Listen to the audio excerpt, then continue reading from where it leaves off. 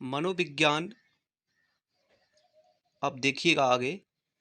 मनोविज्ञान को शताब्दियों वर्ष पूर्व दर्शन शास्त्र की एक शाखा के रूप में जाना जाता था। यानी स्वतंत्र अस्तित्व नहीं था मनोविज्ञान का, उसे दर्शन शास्त्र की एक शाखा के रूप में जाना जाता था। मनोविज्ञान को स्वतंत्र विषय बनाने के लिए इसे परिभाषित करना शुरू कर दिया गया था। भाई, अगर मनोविज्ञान को स्वतंत्र विषय बनाना है तो इसे परिभाषा देने लग गए थे मनोवैज्ञानिक। देखिएगा, अब आपको एक यहाँ पे फैक्ट ध्यान रखना पड़ेगा। साइकोलॉजी शब्द की उत्पत्ति लैटिन व यूनानी भाषा के दो शब्दों से मिलकर हुई है। पहला शब्द है आपका साइकी तथा दूसरा शब्द है आपका लॉगस। इन दो शब्दों से मिलकर साइकोलॉजी शब्द की उत्पत्ति हुई है। जहाँ साइकोलॉजी में जो साइकी शब्द है उसका अर्थ होता है आत्मा और लॉगस का अर्थ होता है अध्ययन करना। यानी हम कह सकते हैं आत्मा का अध्ययन करना। अब देखिएगा, इसी शाब्दिक अर्थ के आधार पर जो सर्वप्रथम जो मनोवैज्ञानिक थे प्लेटो और अरस्तु थे और डेकार्टे थे, उन्होंने मनोविज्ञान को आत्मा का विज्ञान माना था। जो साइकी प्लस लॉगस का जो शाब्दिक अर्थ था आत्मा का अध्ययन करना, उसी आधार पर जो प्लेटो थे, अरस्तु थे और डेकार्टे थे, इन्होंने मनोविज्ञान को आत्मा का विज्ञान माना था। अब आगे देखिएगा, आत्मा शब्द की स्पष्ट व्याख्या न होने के कारण 16वीं शताब्दी के अंत में यह परिभाषा अमान्य सिद्ध हो गई। यानी 16वीं शताब्दी के अंत तक ये जो आत्मा शब्द की परिभाषा स्पष्ट न होने के कारण आत्मा का विज्ञान की परिभाषा अमान्य हो गई। आगे देखिएगा, 17वीं शताब्दी में एक इटली के मनोवैज्ञानिक थे जिनका नाम था पोम्पोनोजी। उन्होंने मनोविज्ञान को मन व मस्तिष्क का विज्ञान माना। जो पोम्पोनोजी थे, जो इटली के मनोवैज्ञानिक थे, 17वीं शताब्दी के अंत में इन्होंने मनोविज्ञान को मन व मस्तिष्क का विज्ञान माना और बाद में भाई दोस्तों ये भी परिभाषा अमान्य हो गई। फिर आगे देखिएगा क्या हुआ। फिर 19वीं शताब्दी में दोस्तों देखिएगा, जो विलियम वुंट हैं, विलियम जेम्स हैं और यहाँ पे आपके हैं वाइफ्स, जेम्स अली, जेम्स सली आदि के द्वारा मनोविज्ञान को चेतना का विज्ञान माना गया। अब कौन सी शताब्दी की बात कर रहे हैं हम? 19वीं शताब्दी की।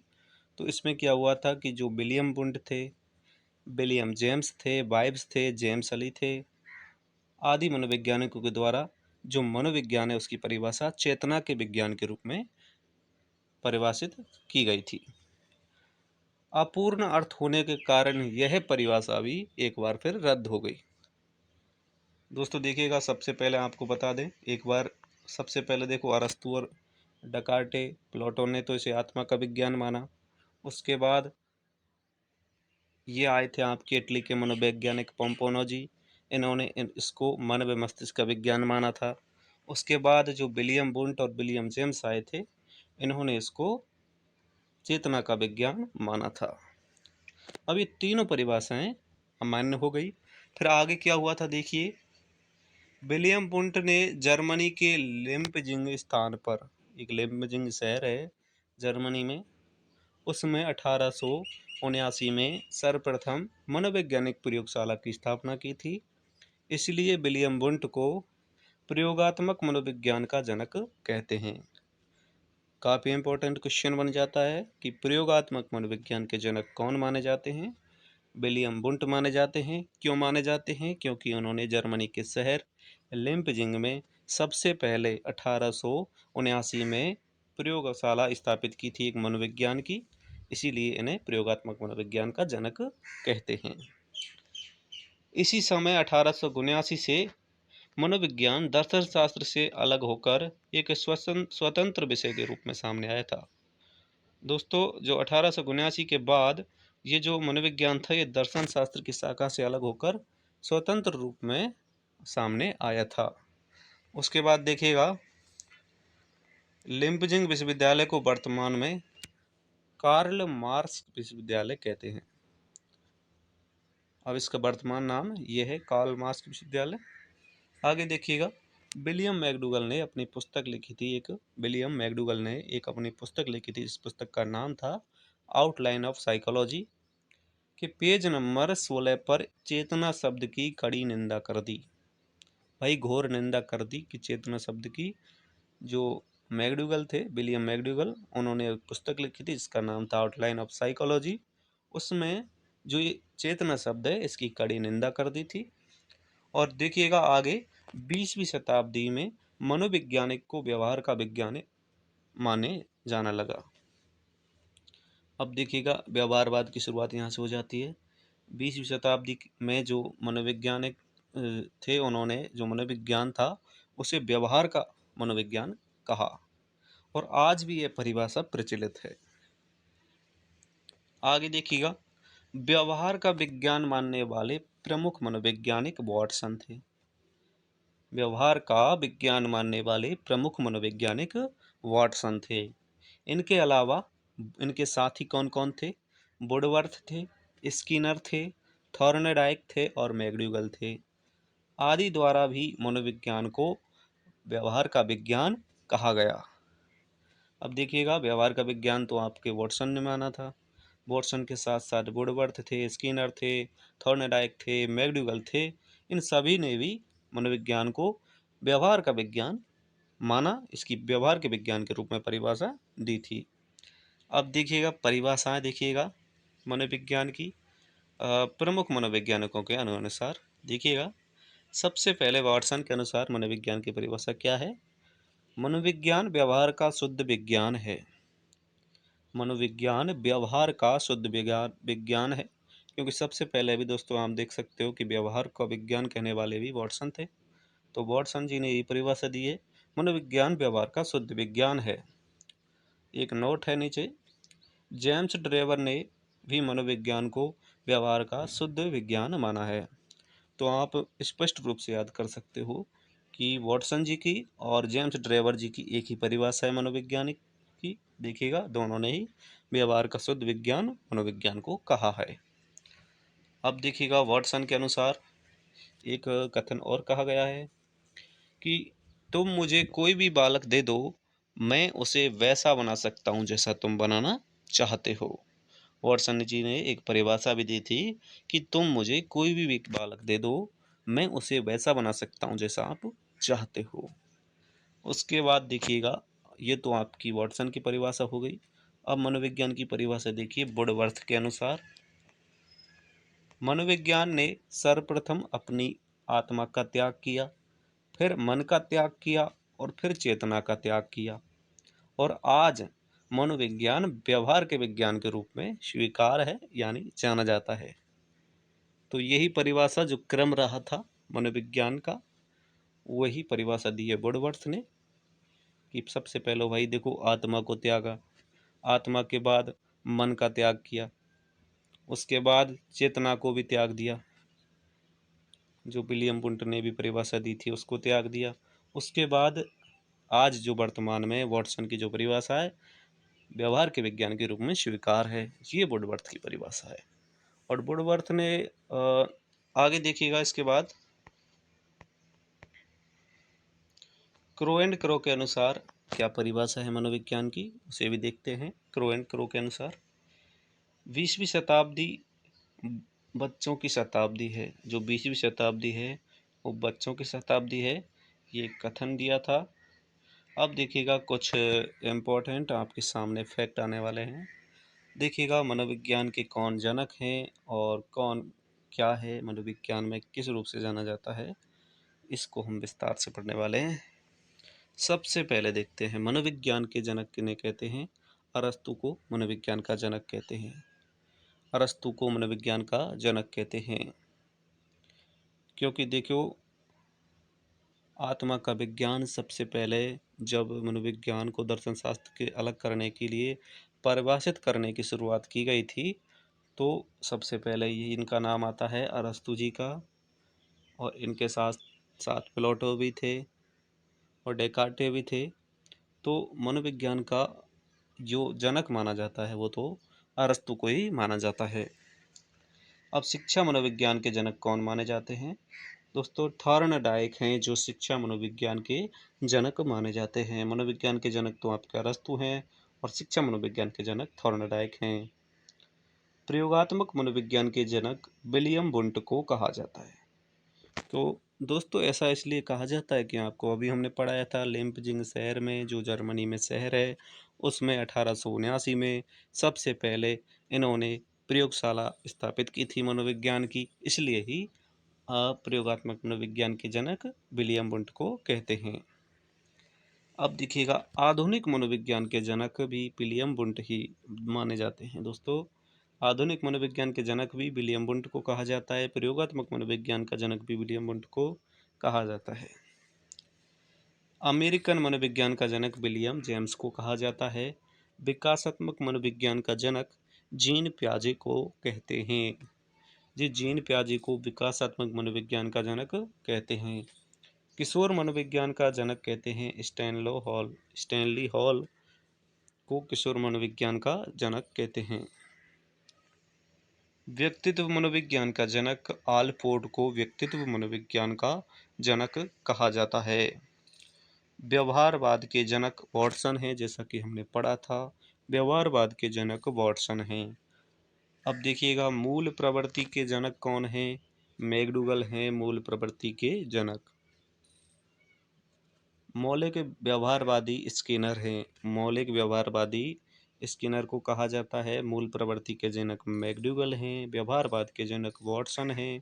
व्यक्तित्व मनोविज्ञान के जनक आलपोर्ट हैं। किशोर मनोविज्ञान के जनक स्टैनली हॉल हैं। विकासात्मक मनोविज्ञान के जनक जीन पियाजे हैं। अमेरिकन मनोविज्ञान के जनक विलियम जेम्स हैं। आधुनिक मनोविज्ञान के जनक विलियम वुंट हैं और प्रयोगात्मक मनोविज्ञान के जनक भी विलियम वुंट हैं। ऊपर देखिएगा शिक्षा मनोविज्ञान के जनक थॉर्नडाइक हैं और मनोविज्ञान के जनक अरस्तु हैं। इसको बार बार रिपीट कीजिएगा, एक बार में अगर याद नहीं हो रहा तो। आगे चलिए दोस्तों, अब चलते हैं हम मनोविज्ञान की जो प्रमुख शाखाएं हैं, कौन कौन सी शाखाएं हैं मनोविज्ञान की, उनको भी जरा पढ़ लेते हैं। ज़्यादातर आपके शिक्षा मनोविज्ञान ही काम आएगी, लेकिन इन पर भी एक नज़र देख लेते हैं। देखो एक सामान्य मनोविज्ञान होता है, एक असामान्य मनोविज्ञान होता है, और एक होता है आपका तुलनात्मक मनोविज्ञान, एक होता है प्रयोगात्मक मनोविज्ञान। एक समाज मनोविज्ञान होता है, औद्योगिक मनोविज्ञान होता है। समाज का, उद्योगों का बाल मनोविज्ञान यानी बाल विकास, किशोर मनोविज्ञान, प्रौढ़ मनोविज्ञान। इनको क्रम से भी याद कर लो भाई। देखो बाल आया, उसके बाद किशोर आ गया, प्रौढ़ आ गया, पशु और परा, इनको साथ साथ याद कर लो। पशु मनोविज्ञान, परा मनोविज्ञान, सामान्य सामान्य इनको याद कर सकते हो। तुलनात्मक इसको याद कर सकते हो। प्रयोगात्मक आपको पता ही है, विलियम वुंट ने प्रयोगशाला स्थापित की थी। समाज मनोविज्ञान और औद्योगिक मनोविज्ञान, और बाकी तो सरल हैं। देखो इनको तो आपको पढ़ना ही पड़ेगा। बाल, किशोर, प्रौढ़, परा और पशु, और आपका विकासात्मक मनोविज्ञान, शिक्षा मनोविज्ञान, ये आपको पढ़ना है। निदानात्मक यानी उपचारात्मक मनोविज्ञान, ज़्यादा इस पर हम ज़्यादा फोकस नहीं कर रहे हैं। आगे हम चलते हैं, आपको एक नज़र इस पर देखनी होगी। देखिएगा आगे चलते हैं। अब सबसे पहले हम अपने चैप्टर की शुरुआत करते हैं।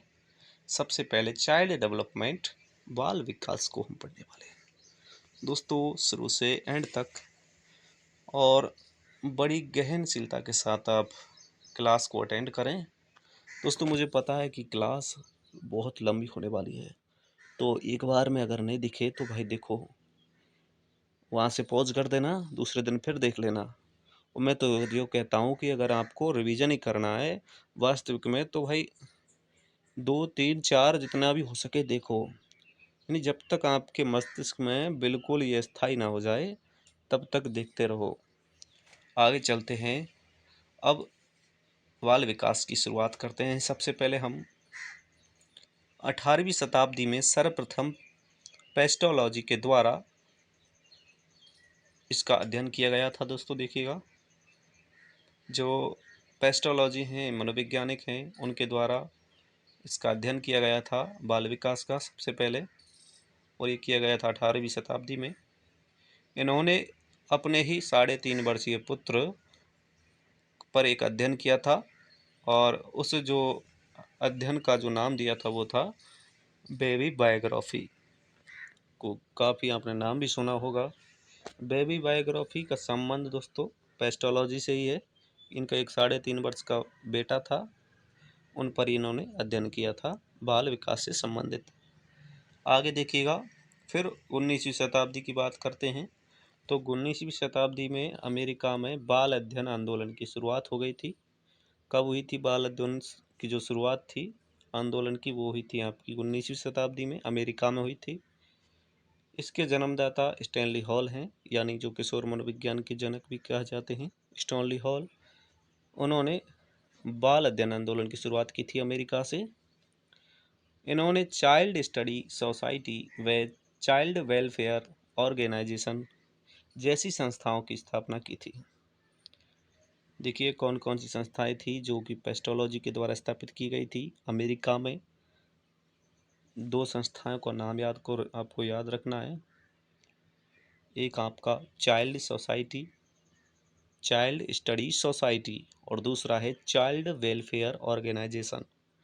ये 2 संस्थाएं जो कि पेस्टोलॉजी के द्वारा स्थापित की गई थी। आगे देखिएगा, 1887 में आ चुके हैं दोस्तों हम। 1887 में न्यूयॉर्क में सबसे पहला बाल सुधार गृह स्थापित किया गया था। कहाँ किया गया दोस्तों? न्यूयॉर्क में सबसे पहले बाल सुधार गृह स्थापित किया गया था। कब किया गया था? 1887 में किया गया था। इम्पोर्टेंट क्वेश्चन भी बन सकता है, ध्यान करिएगा। सबसे पहले बाल सुधार जो गृह है वो कहाँ स्थापित किया गया था? तो ये दोस्तों न्यूयॉर्क में किया गया था। कब किया गया था? 1887 में किया गया था। अब 1887 की बात पूरी हो चुकी है, आगे बढ़ते हैं। 20वीं शताब्दी में बाल विकास पर अनेक पुस्तकों का प्रकाशन हुआ था। 20वीं शताब्दी में बाल विकास पर अनेक पुस्तकों का प्रकाशन हुआ था। आगे देखिएगा, भारत में अब बात करते हैं भाई दोस्तों। देखो, भारत में बाल विकास के अध्ययन की शुरुआत लगभग 1930 से मानी जाती है। भाई 1930 से जो भारत में वो बाल विकास पर अध्ययन करने की बात है, उस पर चर्चा शुरू होने गई थी। आगे देखिएगा भाई साहब, अब इसमें भी कुछ बाल विकास की परिभाषाएं हैं, उनको आप याद कीजिएगा।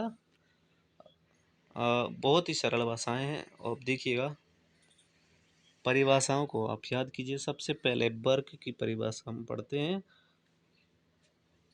बाल विकास मनोविज्ञान की वह शाखा है जिसके अंतर्गत जन्म पूर्व अर्थात गर्भ अवस्था से लेकर किशोर अवस्था तक, यानी परिपक्वता तक आपका जो भी अध्ययन होता है विकास का, वही आपका बाल विकास है। सीधी बात है भाई कहने की कि गर्भावस्था से किशोर अवस्था तक जितना भी अध्ययन हुए बालक के विकास को, वही बाल विकास है। ये कहने को मतलब है वर्ग का। ठीक है, ये वर्ग मनोवैज्ञानिक ने परिभाषा दी है।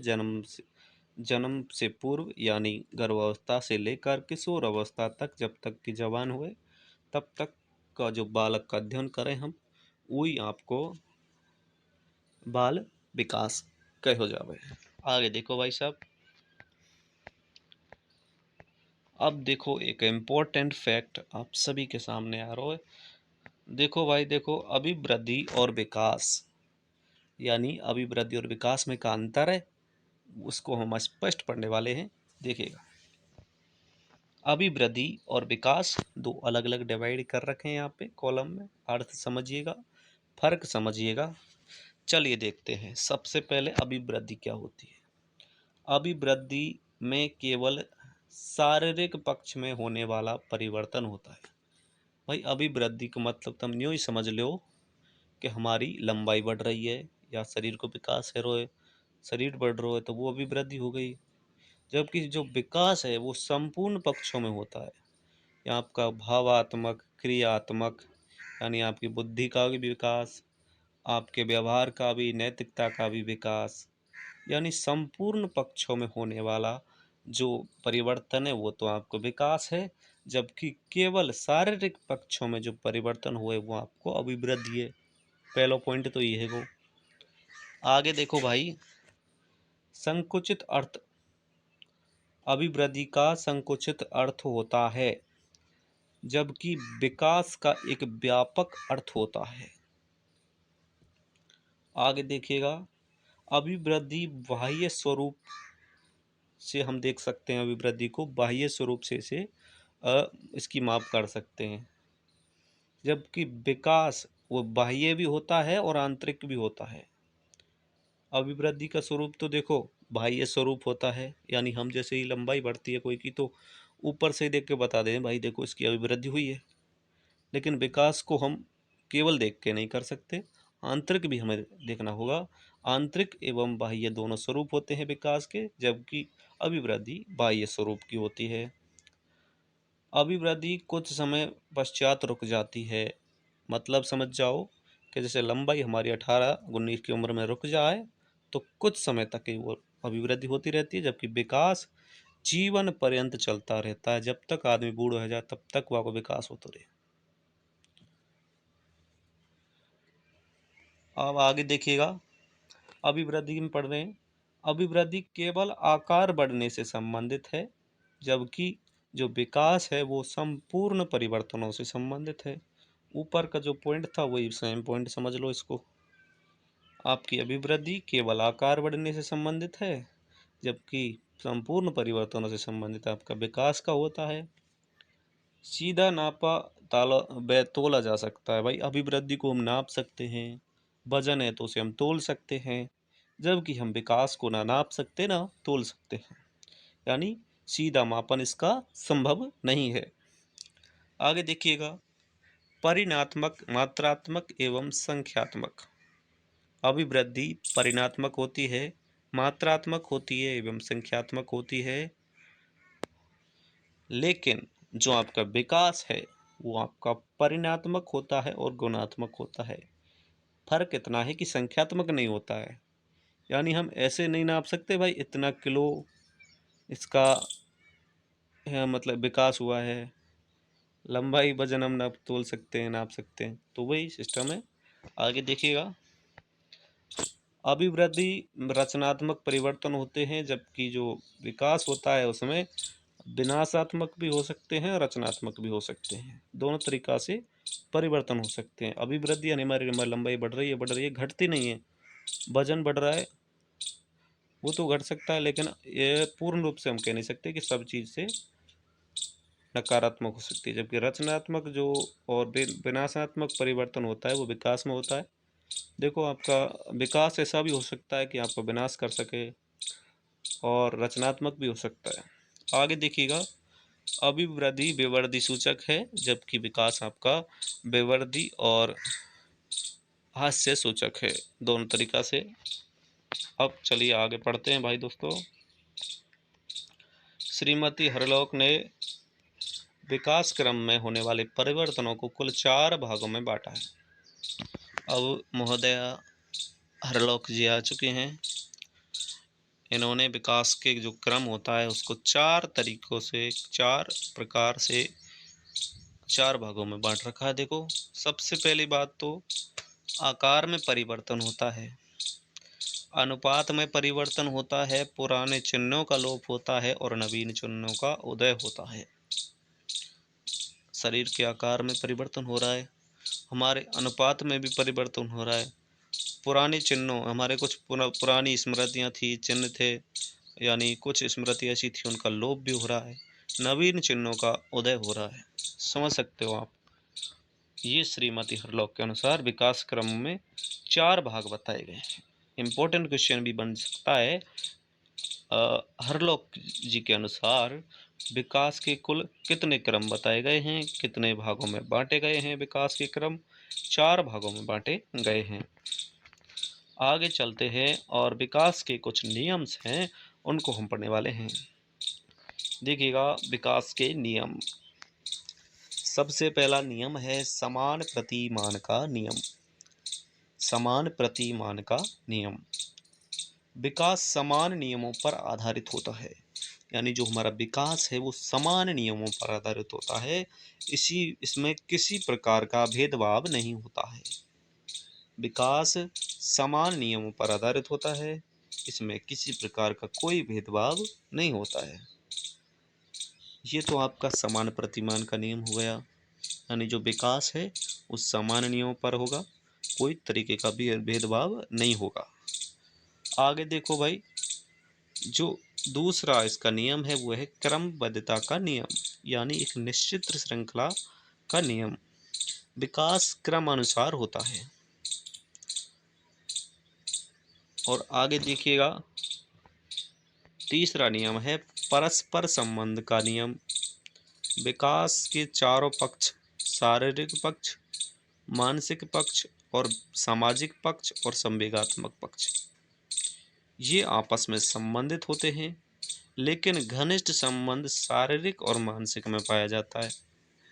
देखो दोबारा से देख लो भाई, 3 नियम पढ़ चुके हैं। समान प्रतिमान का नियम पढ़ लिया, क्रमबद्धता का नियम पढ़ लिया, परस्पर संबंध का नियम पढ़ लिया। परस्पर का संबंध का नियम मतलब सीधी बात, देखो चारों पक्ष बराबर। चारों पक्ष कौन कौन से? शरीर का पक्ष हो गया, मन का, मन मस्तिष्क का पक्ष हो गया, मानसिक, सामाजिक पक्ष हो गया आपका, और संवेग हो गए आपके, ये भी आपके भय, क्रोध वगैरह ये संवेग हैं। उन सभी संवेगों को मिलाकर, चारों पक्षों को मिलाकर आपस में एक संबंध होता है, वो आपका परस्पर संबंध का नियम हो जाता है। उस संबंध में भी दोस्तों शारीरिक व जो आपका मानसिक पक्ष है उनमें घनिष्ठ संबंध पाया जाता है। अब आगे चलते हैं दोस्तों। आपका चौथा पक्ष है सतत विकास का नियम, यानी निरंतरता का नियम। सतत विकास का नियम यानी निरंतरता का नियम। विकास जीवन पर्यंत चलता है, जैसा कि हमने अभिवृद्धि और विकास में भी तो पढ़ा था। अभिवृद्धि तो कुछ समय तक होती है, निश्चित समय तक होती है, जबकि विकास जीवन पर्यंत चलता रहता है, तो उसे ही हम कहते हैं सतत विकास का नियम। ये 4 नियम है दोस्तों, देखिएगा ऊपर से नीचे आप पढ़े 4 नियम विकास के, और 5वां नियम और है, एक छठा भी है, तो 7वां भी है, 8वां भी है। तो इस प्रकार जितने भी नियम हैं उनको हम पढ़ने वाले हैं दोस्तों। हमने 4 पढ़ लिए, अब 4 को एक साथ पढ़ लेंगे, ये आपके नियम हो जाएंगे। उसके बाद जो भी आपके 4 और रहेंगे उनको एक साथ और पढ़ लेंगे, ये आपके कुल 12 नियम हो जाएंगे दोस्तों। चलिए अब हम 5 नियम को पढ़ते हैं दोस्तों। मैंने इसको अलग अलग डिवाइड में इसलिए बांटा है दोस्तों, आप ऐसे ही पढ़िए, 4 पहले पढ़ लिए और 4 उसके बाद, 4 उसके बाद। 12 एक साथ पढ़ते हो तो भूल जाते हो यार भाई, मैंने भी पढ़ा था। अब देखो, सामान्य से विशिष्ट क्रियाओं के नियम। शिशु पहले सामान्य क्रियाएं करता है, उसके बाद विशिष्ट क्रियाएं करता है। अब अर्थ समझ सकते हो, पहले बच्चा है कोई भी, कुछ सामान्य क्रियाएं करता है।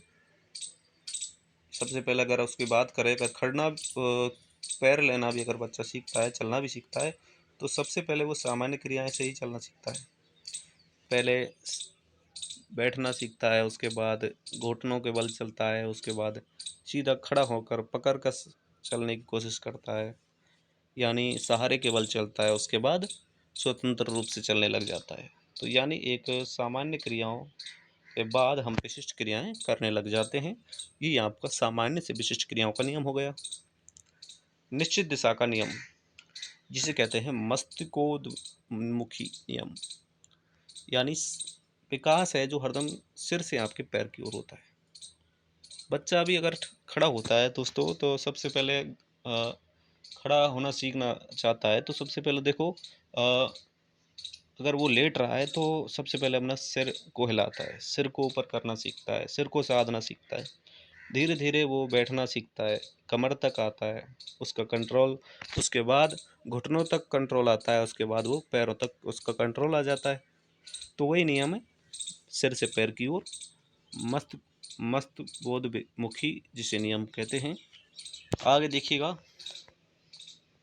दोस्तों, आपको पढ़ा रहे हैं तो कुछ मिस्टेक भी हो जाती है दोस्तों इसमें, कि एक साथ इतनी बड़ी लंबी क्लास ले रहे हैं तो मेरे को थोड़ा फास्ट करना पड़ता है दोस्तों।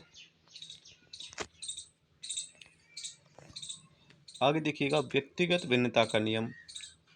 जन्म से ही बालक प्रतिभाशाली होता है, कोई सामान्य बुद्धि का होता है तो कोई मंदबुद्धि का होता है।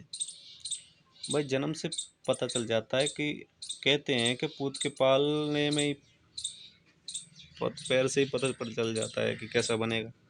ठीक है, तो वही बात है। कुछ बालक तो ऐसे होते हैं जो शुरू से इंटेलिजेंट होते हैं और कुछ की बुद्धि थोड़ी कम होती है, तो वही व्यक्तिगत भिन्नता का नियम है विकास में।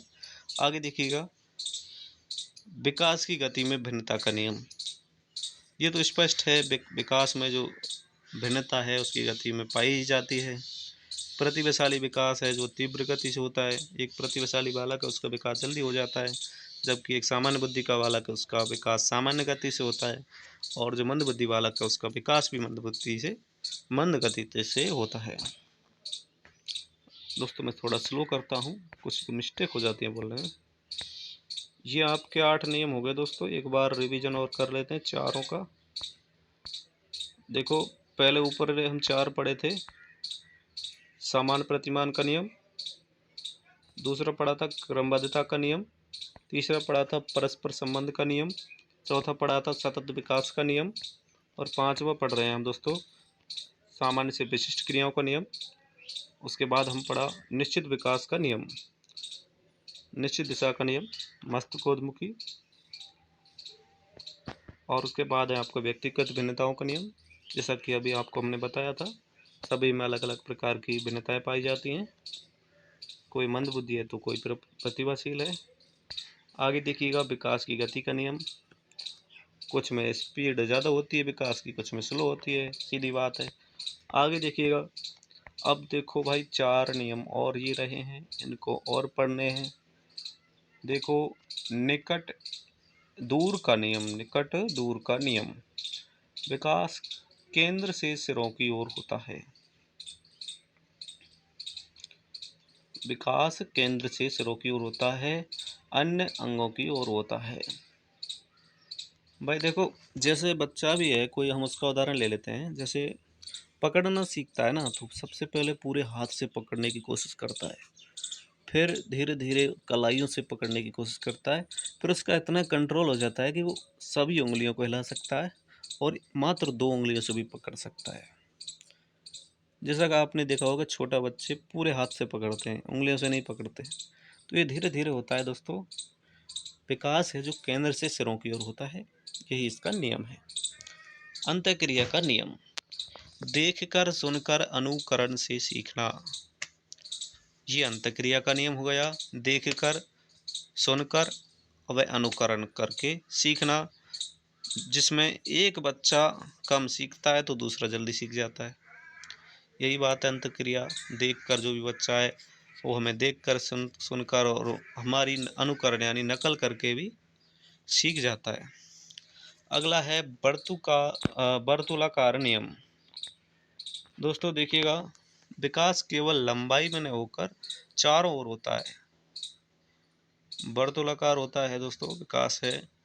जैसे मतलब आपको मैं उदाहरण ही बताऊं, जैसे विकास शुरू में आपका किशोर अवस्था में बहुत तीव्र गति से होता है, उसके बाद बाल्यावस्था में स्लो हो जाता है, उसके बाद फिर से किशोर अवस्था में फिर स्पीड से होने लगता है, और फिर से किशोर अवस्था के बाद युवा अवस्था में वो धीरा पड़ जाता है। तो वही नियम है वर्तुलाकार, जिस प्रकार नियम है। और वर्तुलाकार विकास में ये भी हो सकता है कि आपका जो विकास है केवल लंबाई में ही नहीं हो सकता, आपका सामाजिक विकास भी हो सकता है, आपका संवेगात्मक भी विकास हो सकता है, मानसिक हो सकता है, ये हो सकता है। और विकास व वातावरण के गुणनफल का नियम, ये आपका 12वां नियम है। वंशानुक्रम, वातावरण, इनके गुणनफल का नियम। विकास को प्रभावित करने वाले प्रमुख कारक हैं वंशक्रम और वातावरण। व्यक्ति के विकास में इन दोनों का ही महत्वपूर्ण योगदान होता है। इन दोनों का गुणनफल ही आपका विकास माना जाता है। तो देखिएगा, व्यक्ति का जो विकास है वो देखिएगा वंशानुक्रम इंटू वातावरण, यानी एच आपका हो गया वंशानुक्रम और वातावरण हो गया एनवायरनमेंट आपका वातावरण। ठीक है, अब देखिएगा इतना हमने पढ़ लिया है। अगर आपको अब भी समझ में नहीं आया, इतना स्लो पढ़ाया है, तो आप पीछे से बैक जाओ और दोबारा से इसे देख सकते हो। लेकिन अगर आपको आपको हम आगे पढ़ाते हैं। चलिए रिवीजन भी कर लीजिएगा दोस्तों। अब इसको हम पढ़ने वाले हैं विकास की अवस्थाओं को, शुरुआत से अंत तक धीरे धीरे पढ़ेंगे। दोस्तों मैंने कुछ मिस्टेक भी कर दी बीच में कि मैंने थोड़ा तेज़ पढ़ा दिया था। यहाँ जो ये 12 भाग थे ना, तो फिर भी मैंने 4-4 भागों में इनको डिवाइड किया ताकि कोशिश कर सकें याद करने की। दोस्तों कन्फ्यूज़ हो जाते हैं क्योंकि बार बार जो रिपीट करते हैं ना लोग, तो उनको याद हो जाता है जल्दी, लेकिन जो एक ही बार में पढ़ते हैं ना, तो याद नहीं हो पाता है। तो हमारा नियम तो यही रहता है दोस्तों, मेरा टारगेट भी यही था वीडियो बनाने का कि मैं रिवीजन इतना करूं बार बार कि क्लास के क्लास में याद हो जाए। और मैराथन क्लास है भाई, देखो 5 से 6 घंटे की होगी, एक बार में देख लो, फास्ट मोड में दूसरी बार देख लो, उससे भी फास्ट मोड में तीसरी बार देख लो, जब तक देख लो जब तक आपके अक्षर अक्षर भी मस्तिष्क में ना उतर जाए। तो आपका फर्ज बनता है देखने का। तो और पीडीएफ चाहिए तो भाई देखो, वेबसाइट है gurjarclasses.com, उसके नोट्स के सेक्शन में जाओगे आप तो तुरंत आपको वहाँ से इसकी पीडीएफ भी मिल जाएगी। और डिस्क्रिप्शन बॉक्स में और कमेंट बॉक्स में भी आपको इसकी पीडीएफ मिल